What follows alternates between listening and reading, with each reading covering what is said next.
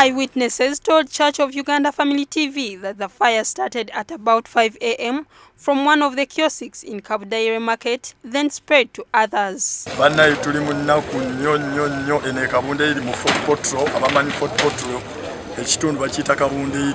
Wano we tuli waliwo omusajja amanyikiddwa ennyo nga Poach abadde afumba kana akantu bakayita kamutambuza ddembe naye nga akatale konna kayidde kumpi n'akatale ake Kabundaire wonna wayidde ebintu bibaddemu bingi nnyo. Wano essaawa eno we tuyimiridde wabaddewo ekibanda wabaddewo ebintu bingi nnyo, hoteeri, abatunda amanda, saluuni, ebintu by'abantu byonna biyidde bingi nnyo. Bannaayo batugenda kukola tutya?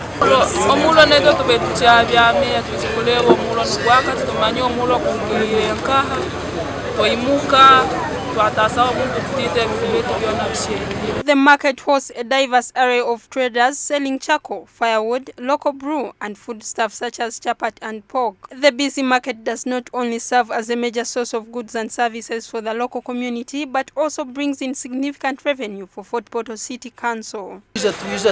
Tuwamanyisa bagenzi bitu abagende kunuza business kugira ngo bamenye ecyabo mu town kandi nano mu mirimo yabo aho babani bakorera. Nicyo twagizonka itabamwe ababoda boda bagenda tuyimisa abantu nkoku babagamba akatale kanyu kakozire kahira niko n'abantu kwija bakashangwa bamanyisa na government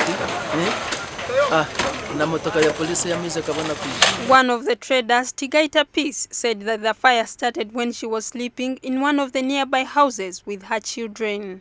She almost died in the house from smoke inhalation after someone locked her door from outside.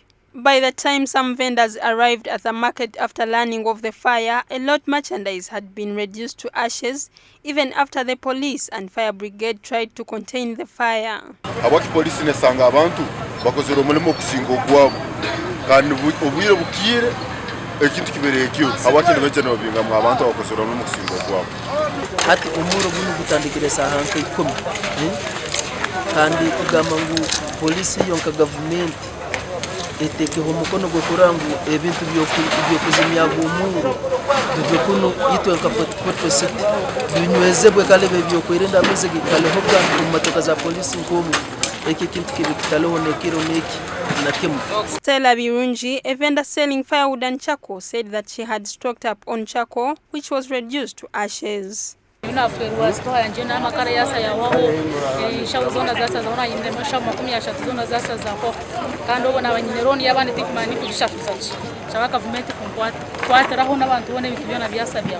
traders appealed to the government for relief, saying that their source of income was destroyed in the fire. Stephen Lubega, the chairperson of Kabudaire Market, said more than 30 traders lost their merchandise in the fire.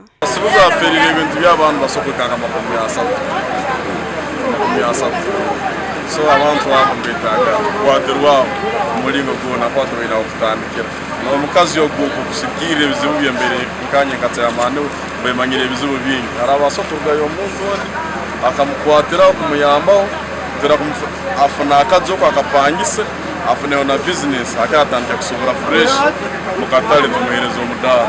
The regional police spokesperson for Rwenzori West, Vincent Tresige, said in a statement that they suspect a son.